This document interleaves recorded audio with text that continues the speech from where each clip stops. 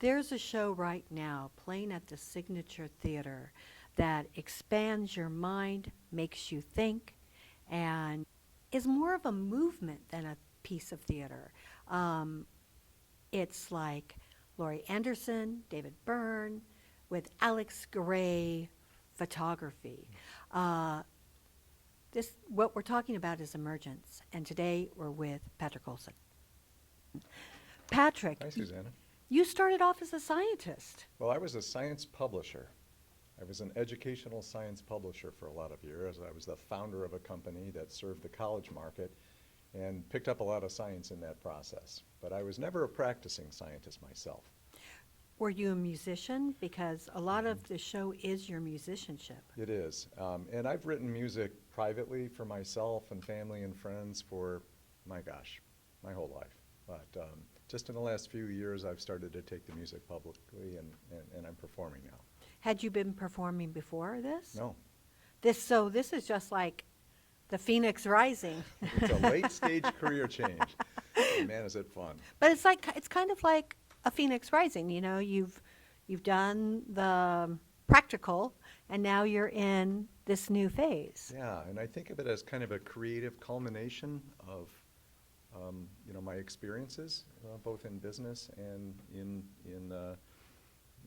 art in different ways. And the show, because I wrote it, of course, braids threads together that I think are meaningful and important and seem to be working well. So I'm really excited about it. How did it come about? Was it like an aha moment? Yeah, I live in California, and I was at an art gallery exhibit and stood next to a man who was a choreographer and ran a dance troupe, a Los Angeles Palm Springs dance troupe. And we got into a really interesting conversation, and I said, I've always wanted to write music for dance. Would you ever contemplate, listening to some of the music that I've written, and would you be interested in that? And he was, and so I wrote 7 or 8 songs, and we did some performances, probably more along a workshop basis with the dancers in Palm Springs. And then we moved the show to Los Angeles, and we had success there, and now we've moved it to New York. So so this is a accumulation of that dance show. It did grow in stages, yeah. Each stage is fundamentally bigger and different. So the show that we have right now really does represent the final design of it. And but like all good things, it's taken some time to build it and test it and iterate and workshop, and we're at the point now where the audiences seem to be responding really positively, so we feel great about it. Have you thought about doing this as a book, as a CD, as an audiobook? Yeah, I think there are lots of different expressions that can come out of this. I could see a coffee table book, because the show itself is so very visual and dynamic and varied. It really lends itself to photography well. And people ask after the show, is the script available? Because we cover a lot of different scientific topics, and we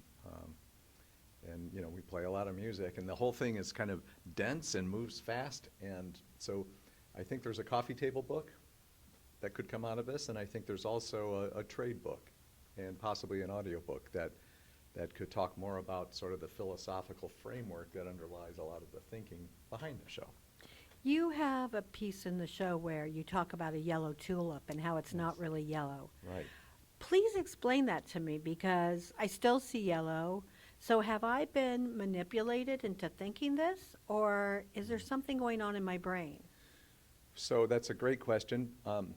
The pattern of the show is a short talk relating to a scientific concept, 2-3 minutes long. And then there's a song associated with that. But the songs are not really on the nose. They're just sort of related topically to the discussion, to the spoken monologue section.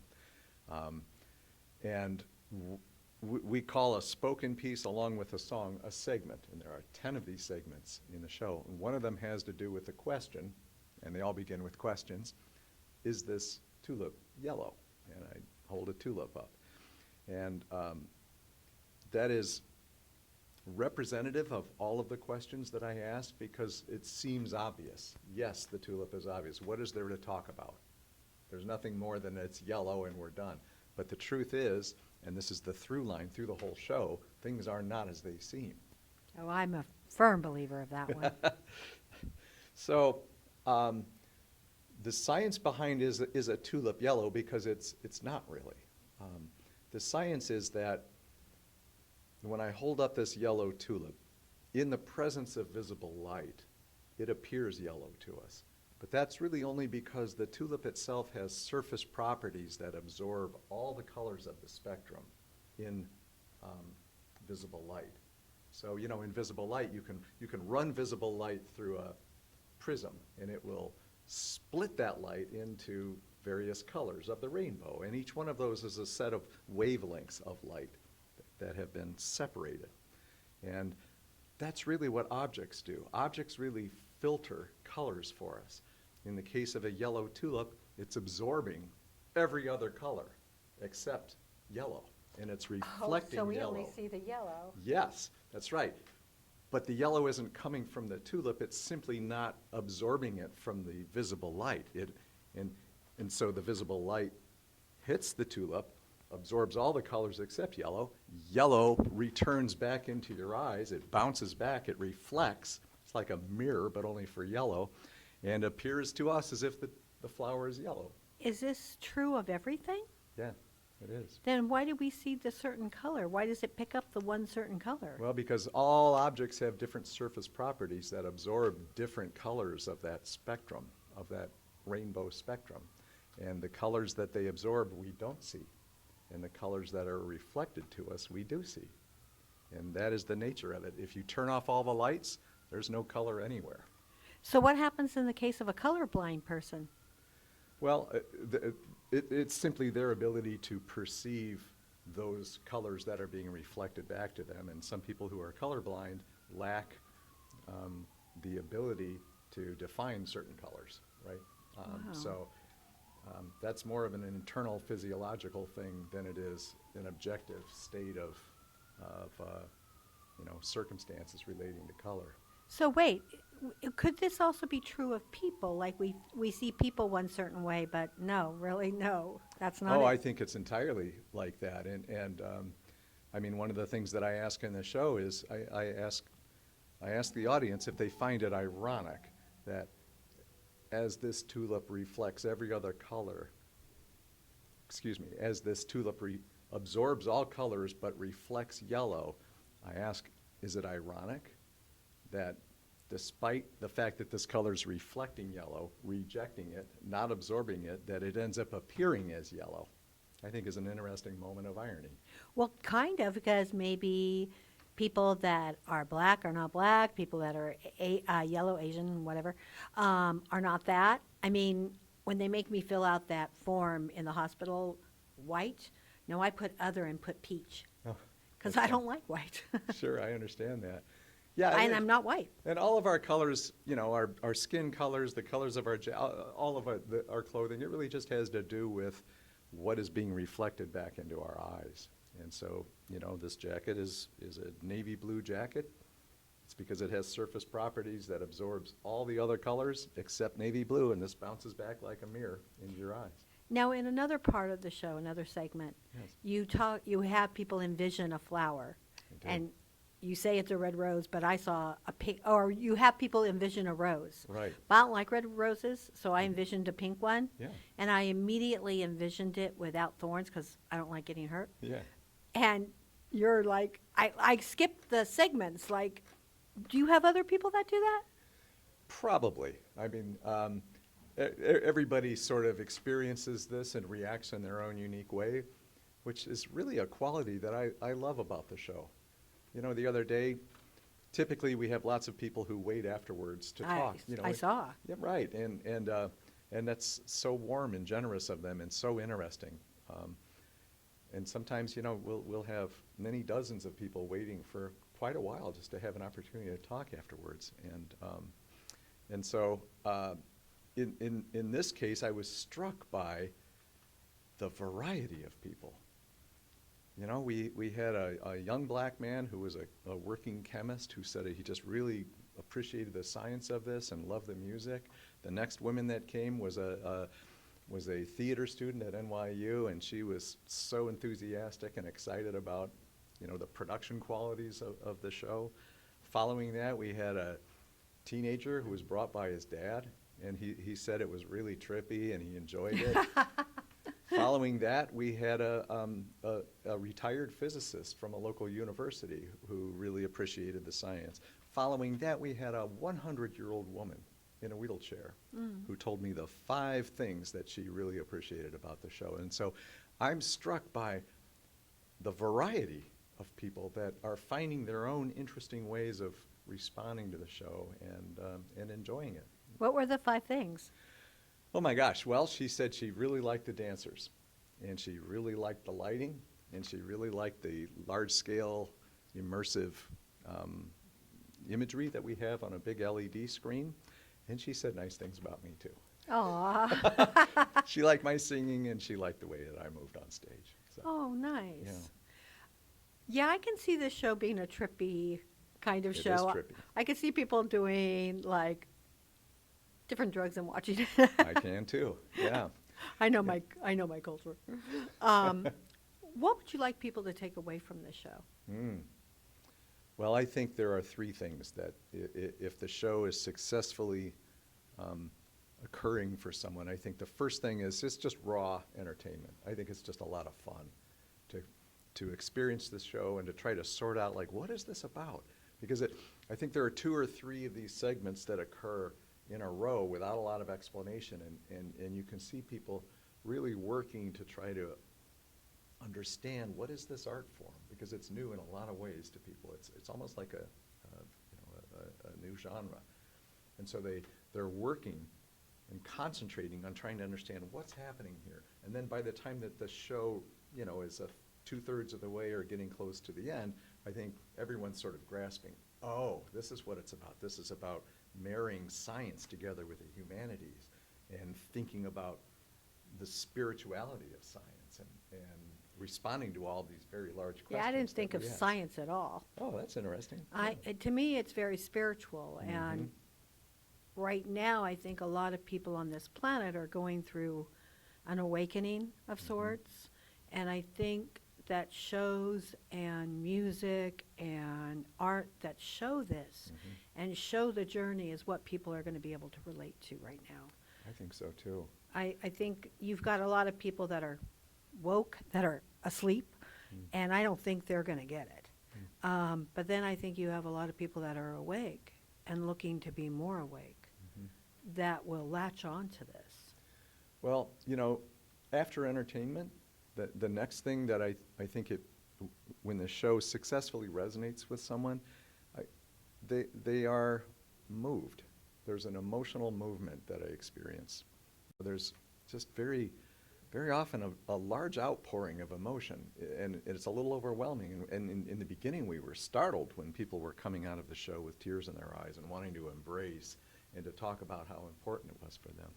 So I think there's a spiritual quality to the show. Oh, absolutely. So it's entertaining. I think it's kind of spiritually moving.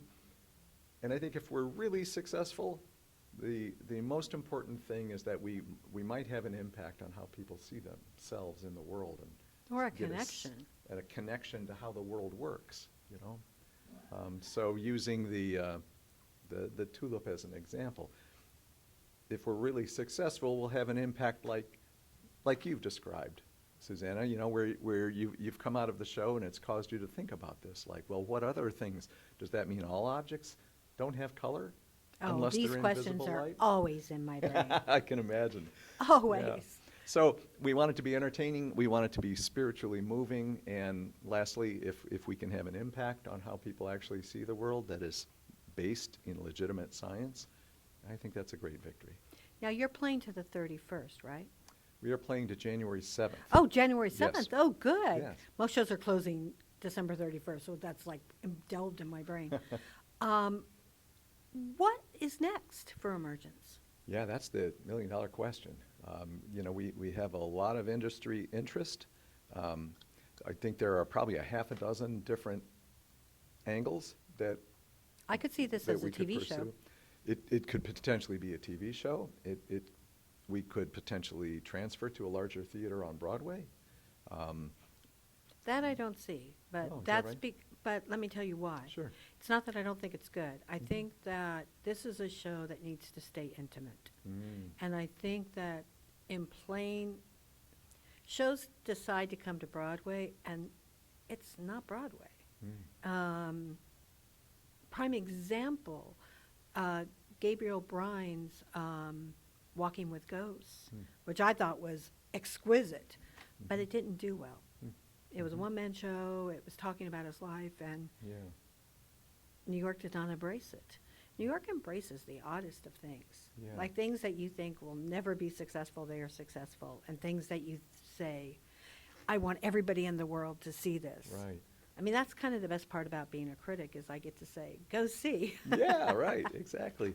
Well, if we do end up transferring, I would hope for success there, and if we were to be successful, I think it would be because the show, it's not easy.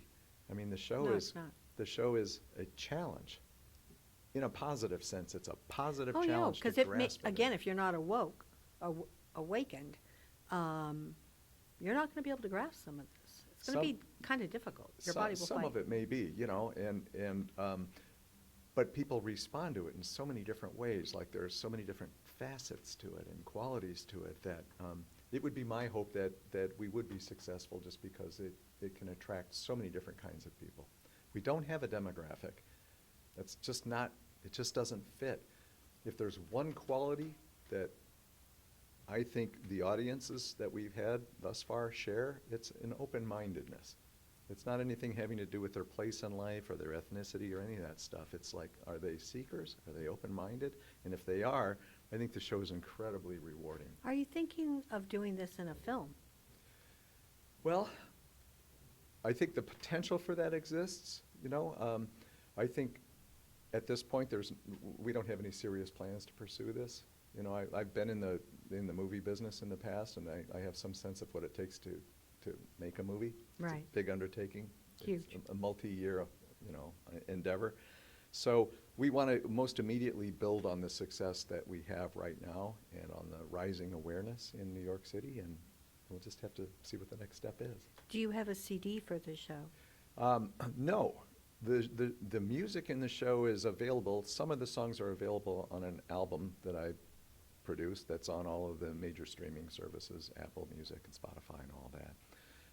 There are probably 7 or 8 songs that are in the show that are not yet available, and we're working with people in the record industry and trying to make a decision on what's the best angle to go there. Will there be a sequel?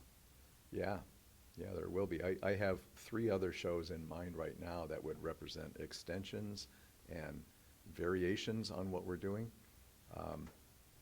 that would touch on sort of different scientific and different humanities-oriented concepts, but would be of the same DNA, would be relatable in structure and delivery to the show that we have right now, but different. So, yeah, I think there is that opportunity.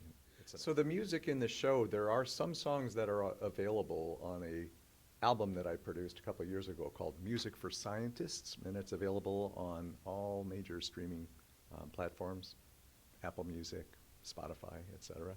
So, but there are 7 or 8 songs in the show that have not yet been released, and we're just navigating our way through the record industry and making what we hope to be the best decision on how to handle that.